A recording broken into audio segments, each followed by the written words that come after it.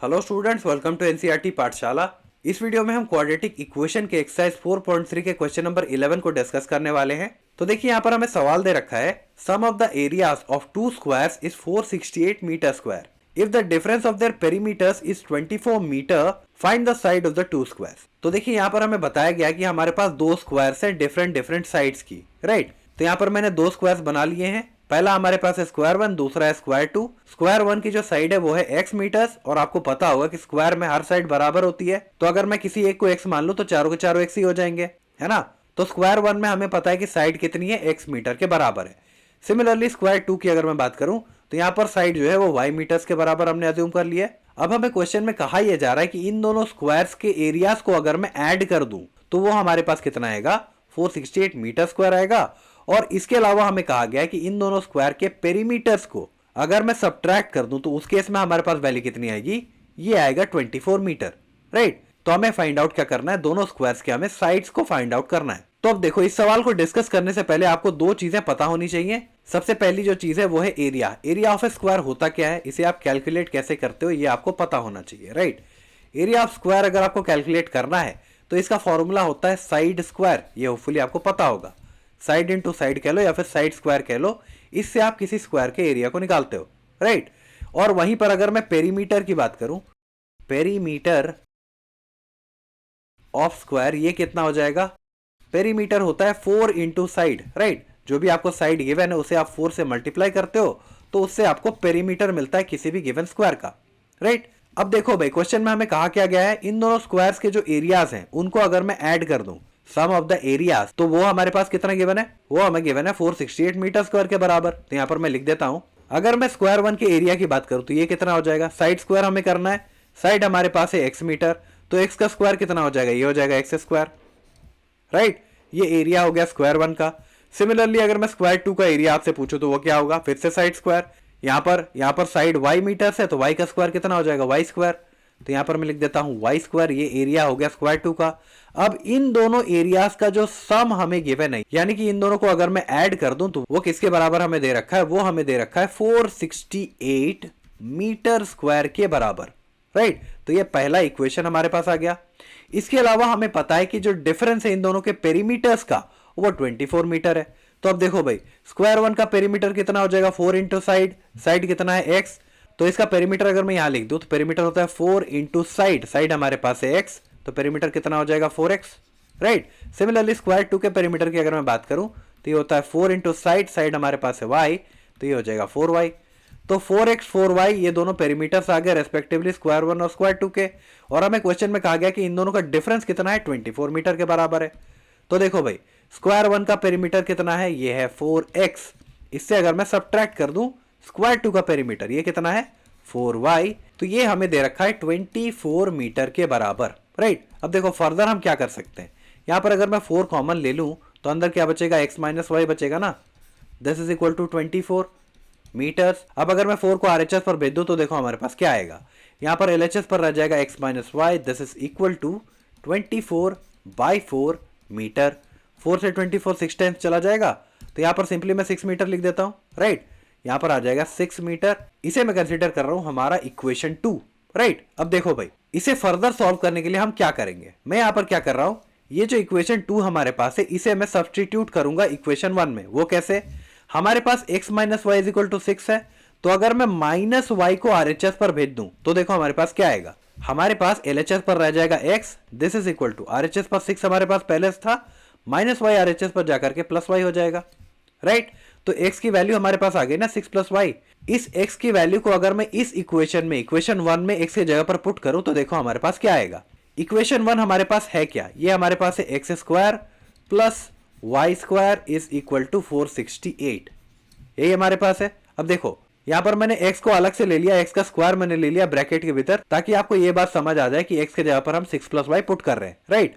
वैसे इसे आप सॉल्व करो तो x का होल स्क्वायर, ये तो x स्क्वायर ही हो जाएगा, राइट। तो एक्चुअली कोई चेंजेस तो यहाँ पर आए नहीं है। अब देखो यहाँ पर मैं क्या करने वाला हूँ, x के जगह पर मैं क्या पुट कर रहा हूँ, 6 प्लस वाई। तो यहाँ पर देखो ब्रैकेट के भीतर क्या होगा, ब्रैकेट के भीतर हमारे पास है x, तो ये हो जाएगा x के जगह पर 6 प्लस वाई, ब्रैकेट के बाहर हमारे पास है square plus y square, this is equal to 468, है ना। अब देखो भाई यहाँ पर a plus b whole square का फॉर्मूला हम लगा सकते हैं। a plus b whole square का फॉर्मूला होता कितना, ये है a square plus b square plus 2ab, right. तो a का स्क्वायर यानी 6 का स्क्वायर ये कितना हो जाएगा 36, प्लस b का स्क्वायर यानी कि y का स्क्वायर ये हो जाएगा y square, plus 2 into a into b, 2 into 6 is 12, 12 into y is 12y। ये हमारे पास आ गया a plus b whole square. इसके बाद हमारे पास है plus y square, this is equal to 468, है ना। अब देखो यहाँ पर फर्दर क्या हो जाएगा, y square plus y square ये कितना हो जाएगा, ये हो जाएगा 2y स्क्वायर।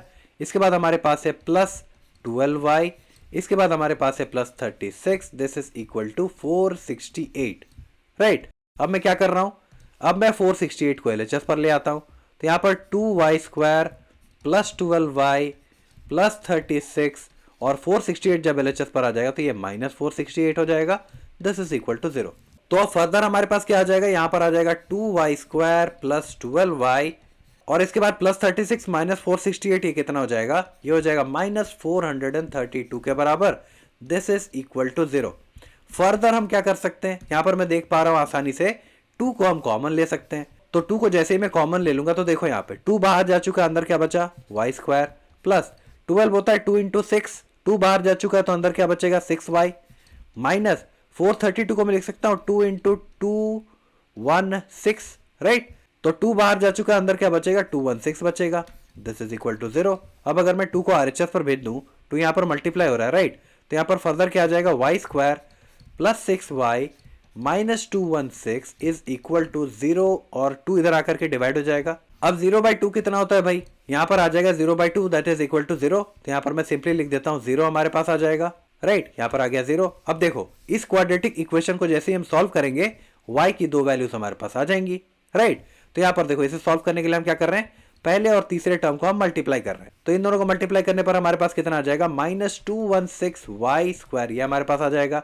अब हमें इसे ऐसे 2 टर्म्स में स्प्लिट करना है जिन्हें ऐड करने पर 6y आए और मल्टीप्लाई करने पर माइनस 216y स्क्वायर आए, राइट। तो इसके लिए हमें क्या करना पड़ेगा, ये जो नंबर हमारे पास है 216, इसका हमें प्राइम फैक्टराइजेशन करना है। लेकिन देखो मुझे पता है 216 होता क्या है, ये तो 6 का क्यूब होता है, राइट। तो 6 इंटू 6 इंटू 6 अगर मैं लिखूं तो ये 216 हो जाएगा। अब देखो इस 6 को मैं अगर फर्दर स्प्लिट करूं, मैं ऐसा लिख दूं 6 इंटू 6 को मैं लिख रहा हूं 2 इंटू 3 इंटू 6, राइट। तो मैंने क्या किया, इस बीच वाले 6 को ऐसे लिख दिया, राइट, 2 इंटू 3 लिख दिया। अब देखो आगे वाले 2 नंबर्स को 6 इंटू 2 को मैं ले लूं तो ये कितना हो जाएगा 12, पीछे वाले 2 नंबर्स को अगर मैं ले लूं तो इन दोनों का प्रोडक्ट कितना हो जाएगा, ये हो जाएगा 18। अब अगर मैं 18y से 12y को सब्ट्रैक्ट कर दूं तो मेरे पास वैल्यू कितनी आ जाएगी, 18 माइनस 12 दैट इज 6, तो यहाँ पर 6y आ जाएगा। और इन दोनों को मल्टीप्लाई करने पर 216 तो आ ही रहा है, राइट, क्योंकि 18 और 12 तो बने इन्हीं नंबर से है ना, इनको मल्टीप्लाई करने पर 216 ऑब्वियसली आएगा। तो यहाँ पर 6y की जगह पर मैं ये लिख सकता हूँ 18y माइनस 12y। तो आइए वैसा करते हैं, यहाँ पर हमारे पास वैल्यू आ जाएगी वाई स्क्वायर, 6y की जगह पर मैं लिख रहा हूँ plus 18y minus 12y minus 216, this is equal to 0। अब देखो फर्दर हमारे पास क्या हो जाएगा, पहले 2 टर्म से मैं y कॉमन ले सकता हूँ। यहाँ से जैसे ही मैंने y कॉमन ले लिया तो अंदर क्या बचेगा, यहाँ से एक y बाहर जा चुका, अंदर बचा y, प्लस y बाहर जा चुका, अंदर बचा 18, और पीछे के 2 टर्म से अगर मैं माइनस 12 कॉमन ले लूँ तो यहाँ क्या बचेगा, y प्लस 18 ही बचेगा, दिस इज इक्वल टू 0। अब यहाँ पर प्लस क्यों, क्योंकि देखो माइनस हम कॉमन ले रहे हैं ना, तो अंदर हमें प्लस रखना पड़ेगा, तभी तो इस माइनस और प्लस को मल्टीप्लाई करने पर वापस यहाँ पर माइनस आएगा, राइट। अंदर भी अगर मैं माइनस ले लूँ तो माइनस माइनस तो प्लस हो जाएगा, जो कि गलत हो जाएगा क्योंकि यहाँ पर तो माइनस है, राइट। तो इसलिए आपको पता होगा कि जब भी हम माइनस कॉमन लेते हैं तो उस केस में भीतर अंदर जो होता है साइन रिवर्स हो जाता है, राइट। अब देखो फर्दर मैं क्या कर सकता हूँ, y प्लस 18 मैं कॉमन ले सकता हूँ, y प्लस 18 जैसे ही हम कॉमन ले लेंगे अंदर क्या बचेगा, y माइनस 12 बचेगा, दिस इज इक्वल टू 0। अब क्योंकि इन दोनों फैक्टर्स को मल्टीप्लाई करने पर 0 हमारे पास आ रहा है तो इसका मतलब ये हो गया कि इन दोनों में से कोई एक या फिर दोनों के दोनों 0 के बराबर है। तो इन्हें फाइंड आउट करने के लिए हम क्या करेंगे, दोनों को इंडिविजुअली 0 से इक्वेट करेंगे। तो अगर मैं पहले फैक्टर यानी कि y प्लस 18 को 0 से इक्वेट करूं तो 18 उस तरफ जाकर क्या हो जाएगा, y is equal to minus 18 हो जाएगा। ये हमारा पहला रूट आ गया इस क्वाड्रेटिक इक्वेशन का। और अगर मैं दूसरे फैक्टर को यानी कि y माइनस 12 को 0 से इक्वेट करूं तो यहाँ पर माइनस 12 RHS पर जाएगा और y की वैल्यू हमारे पास आ जाएगी 12 के बराबर, राइट।